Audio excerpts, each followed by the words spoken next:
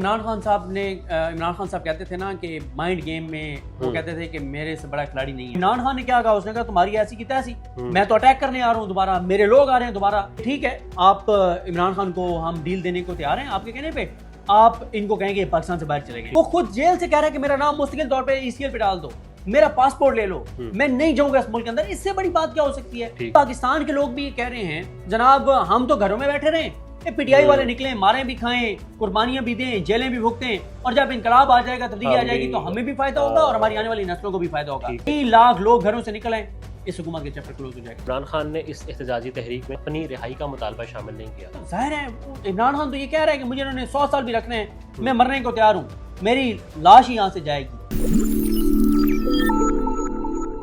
बिस्मिल्लाहिर्रहमानिर्रहीम, अस्सलाम वालेकुम। जमाल अहमद आपके साथ हूँ। ABN न्यूज़ का डिजिटल प्लेटफॉर्म आप देख रहे हैं। पाकिस्तान के नामवर सहाफ़ी सिद्दीक जान साहब मेरे साथ मौजूद हैं। पाकिस्तान तहरीक इंसाफ के बानी चेयरमैन इमरान खान ने आज अडयाला जेल से 24 नवंबर को फाइनल कॉल दे दी है एहतजाज की।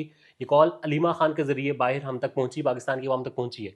इस कॉल में बहुत कुछ है। इस कॉल के बाद बहुत कुछ हो रहा है और बहुत सारी खबरें सामने आ रही हैं। उस सब पर बात करेंगे। तहरीक इंसाफ की जो अंदरूनी सियासत है उस पर बात करेंगे। पंजाब और KP की तहरीक इंसाफ का क्या क्लैश है और फिर क्या इस वक्त भी पाकिस्तान तहरीक इंसाफ में माइनस इमरान खान की बात चल रही है, उस सब पर बात करेंगे। सिद्दीक जान साहब, सर थैंक यू, अस्सलाम वालेकुम। आपने आपको पहले तो वापस इस्लामाबाद में खुशामदीद। बहुत शुक्रिया। स्मोक से आ चुके हैं सर। आप चलें सियासत से जाने से क्विक कमेंट कर दें कि क्या वजह है कि जो पंजाब की हुक्मरान जमात है, जो हुक्मरान कर रही है, हुकूमत कर रहे हैं पंजाब पे, वो पाकिस्तान से बाहर जा चुके हैं एक आप साफ व शफाफ आबो हवा में, और हमारे यहाँ तो ज़ाहिर है सांस लेना मुश्किल हो रहा है।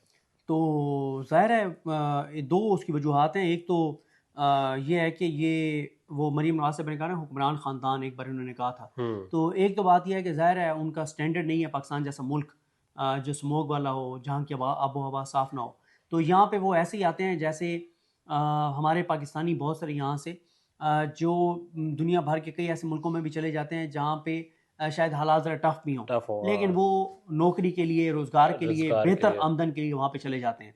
और कई बार हम देखते हैं कि वो बहुत टफ काम भी कर रहे होते हैं पैसे कमाने के लिए, अपनों के लिए, अपने बच्चों के लिए।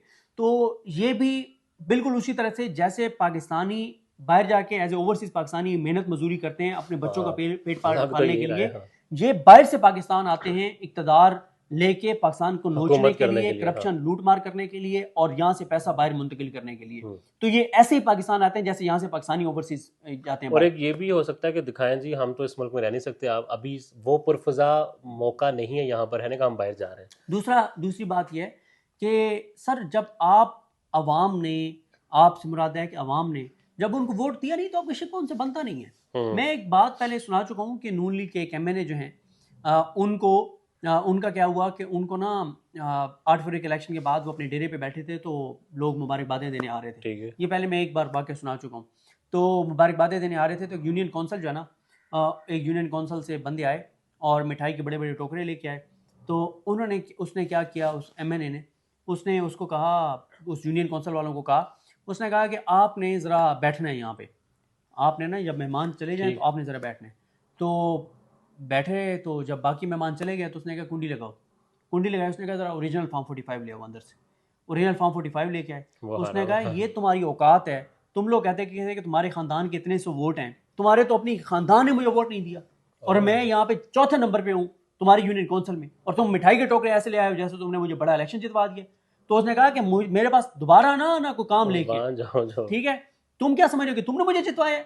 अब बात यह है कि जब उसको बात पता है कि इस यूनियन कौंसिल वाले ने मुझे नहीं जितवाया बल्कि मुझे किसी और दूर दराज बैठे हुए बंदे ने जितवाया फॉर्म 47 पे, तो वो एहसानमंद और मशकूर उस यूनियन कौंसिल वालों का होगा, उस हल्के वालों का होगा, उन लोगों का होगा, या उसका होगा जैसे उसको जितवाया। ठीक है, वो उनकी ताबेदारी करेगा जिन के ऊपर वो MNA है, या उनकी ताबेदारी जिसने उनके ऊपर MNA लगाया। तो बात यह है कि जब अवाम ने इनको वोट दिया नहीं है, जब ये अवाम के वोट से आए नहीं है, तो इनका क्या लेना देना अवाम से। तो इसलिए ये पॉइंट है शिकवा नहीं।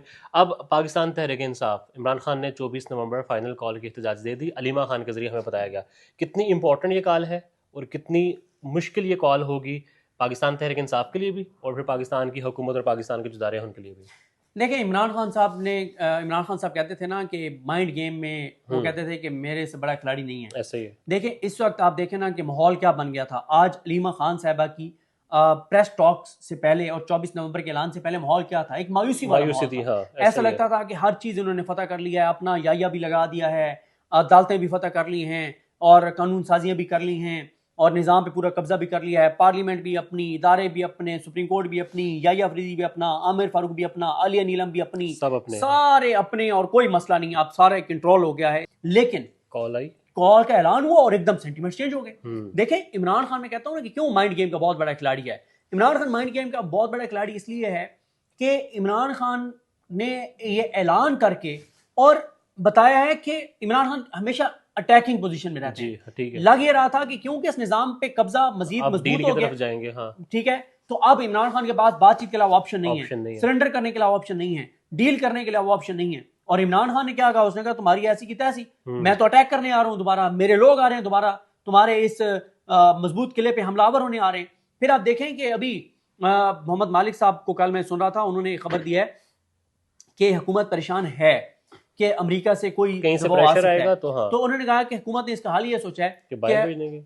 नहीं, उन्होंने कहा हम ये कहेंगे उनको कि ठीक है, आप इमरान खान को हम डील देने को तैयार हैं, आपके कहने पे आप इनको कहेंगे पाकिस्तान से बाहर चले गए, और इमरान खान जब बाहर जाएगा नहीं तो अपने सरों ला देंगे, हाँ, हम तो तैयार हैं, ये नहीं मान रहा, ये नहीं मान रहा। और अब देखें कि हुकूमत को भी पता है, इन चोरों, डाकुओं, लुटेरों को भी पता है कि खान बाहर नहीं जाएगा। कितनी बड़ी फतह है, मुल्क से बाहर नहीं जाएगा। यार वो खुद जेल से कह रहा है कि मेरा नाम मुस्तकिल तौर पे ईसीएल पे डाल दो, मेरा पासपोर्ट ले लो, मैं नहीं जाऊंगा इस मुल्क के अंदर। इससे बड़ी बात क्या हो सकती है? और फिर वो बंदा जिसने बाहर से सारा कुछ बेच के वो पाकिस्तान लाए, दूसरी तरफ ये है जिन्होंने सारा कुछ यहाँ से करप्शन करके बाहर ले गए। फिर मैं एक और बात करूं, मैं आजकल अपने व्लॉग्स में ना ये बातें कह रहा हूं और मैं कोशिश करूंगा कि मैं हर तीसरे चौथे दिन ना ये बात करूं 1 मिनट की। पहला तो हर पाकिस्तानी को कहना चाहिए कि पाकिस्तान के अंदर एक कानून बनना चाहिए, और कानून ना बने तो लोगों को खुद ये फैसला करना चाहिए कि जिस भी पाकिस्तानी का 1 रुपए का भी असासा जायदाद पाकिस्तान से बाहर है उसको इलेक्शन लड़ने की इजाजत नहीं होनी चाहिए, और अगर वो इलेक्शन लड़े भी तो लोग उसको वोट ना दें। ठीक है। दूसरा ये होना चाहिए कि जितने पाकिस्तान के अवाम के टैक्स के पैसे से तनख्वाह लेते हैं ना, चाहे वो किसी भी इदारे के लोग हैं, उनके बच्चे सरकारी स्कूलों में पढ़ेंगे और उनके फैमिली का इलाज सरकारी अस्पतालों में होगा, कोई बारिश नहीं है। तीसरा यह है जो साद रसूल साहब कहते हैं कि जो भी ओहदों पर रहे पाकिस्तान के अवाम के टैक्स के पैसों से तनख्वाह लेने वाला, चाहे वो आर्मी चीफ हो, लेफ्टिनेंट जनरल्स हो, चीफ जस्टिस हो, जजेस हो, पार्लियामेंटेरियंस हो, वजीर हो और हुक्मरान हो, ब्यूरोक्रेट्स हो 21-22 ग्रेड के, ये रिटायरमेंट के बाद 5 साल तक पाकिस्तान रहेंगे। ठीक है। 2 चीजें और मैं ऐड करना चाहता हूं। एक ये कि वो जो मुझे एक शायरी मिले, उन्होंने कहा कि 2 चीजें और आप ऐड करें कि जिसने पिछले 50 साल में जब कर्जा लिया था और माफ करवाया, ये खत्म करके उस वक्त जो डॉलर रेट था उस पर उनसे कर्जे वापस लेने चाहिए। ठीक है। और 5वीं चीज मैं ये कहता हूं कि जितने भी इस वक्त सरकारी ओहदों पर लोग हैं जिनको अवाम के टैक्स से पैसे से तनख्वाह मिलती है, उनमें से अगर किसी के बच्चे पाकिस्तान से बाहर पढ़ रहे हैं तो वो डिक्लेयर्ड होना चाहिए, वो डिक्लेयर होना चाहिए कि उनके बच्चे कहां पढ़ते हैं और उनकी फीसों का सोर्स क्या है। ठीक, ये डिक्लेयर होना चाहिए। अगर आप मुल्क को आगे लेके जाना चाहते हैं तो आप ये चीजें करनी आधी करप्शन पैसे खत्म हो जाएगी, सब कुछ होगा। तो अब सिद्दीक भाई, तहरीक इंसाफ के अपने लिए भी ये जो कॉल आई है ये मुश्किल है फैसला? अब बाकायदा इम्तिहान में डाल दिया अपनी क़यादत को? देखें, एक बात तो ये है, पीटीआई का ना, मैं जहां पे बहुत ज्यादा तनकीद करता हूँ पीटीआई की बाहर लीडरशिप पे, लेकिन एक बात उनकी ठीक है जुजवी तौर पर, उसका फिर मैं काउंटर भी बताऊंगा कि मैं उस पर क्या समझता हूँ। उनकी ये बात ठीक है कि यार मतलब हमारे कारकुनान नहीं मार खानी है, हर वक्त हम नहीं मार खानी है, हम नहीं मुकदमे भुगतने हैं। यार ये क्या पाकिस्तान के 25 करोड़ लोगों का मुल्क नहीं है? क्या उनको एहसास और इदराक नहीं है?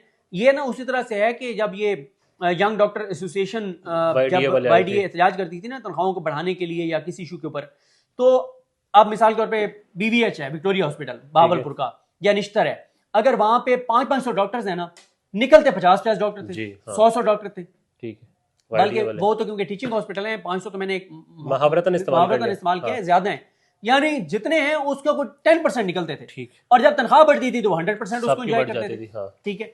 अब पाकिस्तान के लोग भी ये कह रहे हैं कि जनाब हम तो घरों में बैठे रहे, पीटीआई वाले निकले, मारें भी खाएं, कुर्बानियां भी दें, जेलें भी भुगतें, और जब इनकलाब आ जाएगा, तब्दीली आ जाएगी तो हमें भी फायदा होगा और हमारी आने वाली नस्लों को भी फायदा होगा। ये बात पीटीआई की लीडरशिप की दुरुस्त है कि लोग नहीं निकलते, लोगों को निकलना चाहिए। लेकिन अब मैं आपको उसका काउंटर बताता हूं। अगर लोग नहीं निकल रहे तो इसका मैं जिम्मेदार इन लोगों को समझता हूं। इन्होंने इंगेज ही नहीं किया लोगों के साथ उस तरह से। इन्होंने किसानों को इंगेज नहीं किया जैसे खान करता था।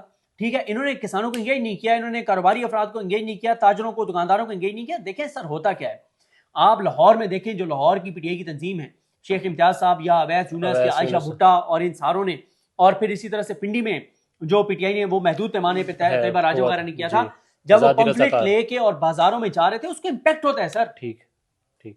अगर अगले 10 दिन पीटीआई ने डोर टू डोर कैंपेन करके, दुकानों पे जाके, लोगों के पास जाके वीडियो पैगाम जारी करके और माहौल बना दिया, माहौल बन गया सर 25 करोड़ में से आपने 3 लाख लोग ही निकालने मैक्सिमम आप ले आएंगे और आपका 3 लाख लोग घरों से निकल आए, इस हुकूमत के चैप्टर क्लोज हो जाएगा। सो ज़ाहिर पाकिस्तान तहरीक इंसाफ, अब पंजाब भी है, एक अलग वो है, तहरीक इंसाफ केपी भी है, क्या इस वक्त भी पार्टी के अंदर मैं बात कर रहा हूँ कोई है माइनस इमरान खान के हवाले से की बात चल रही है कि सियासत इमरान खान कर ले, हुकूमत में हम बता देंगे जी अच्छा इमरान खान को कोई ओहदा हुकूमती नहीं लेंगे, वो सियासत करेंगे, आप हमें स्पेस दें? ये बड़ी अभी दूर की बात है, ये मैटर नहीं करता। अभी सिर्फ मैटर करता है इमरान खान की रिहाई, बेगुनाह कैदियों की रिहाई, मैंडेट की वापसी, 26 तरमीम की तबाही और बर्बादी। इसको तबाह और बर्बाद करना पड़ेगा ना, इस घटिया तरमीम को।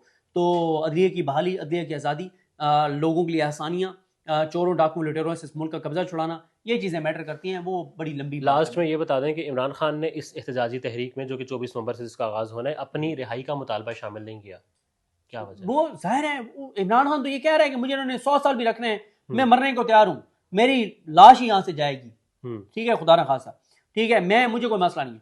तो वो जाहिर है इनके लिए यही तो खौफ की बात है कि वो अपनी जात से निकल गया है, उसको अपनी जात का मसला नहीं है। ये कहते थे कि 10 दिन जेल में नहीं निकाल सकेगा, उसको 1.5 साल हो गए। 1.5 साल हो गया। हाँ, तो जस्ट इमरान खान वांस उसकी आवाम निकले। इमरान खान एक चाहता है कि पाकिस्तान और पाकिस्तानियों के लिए का भला हो, उसको अपनी जात से कोई लेना देना नहीं। Sir thank you so much.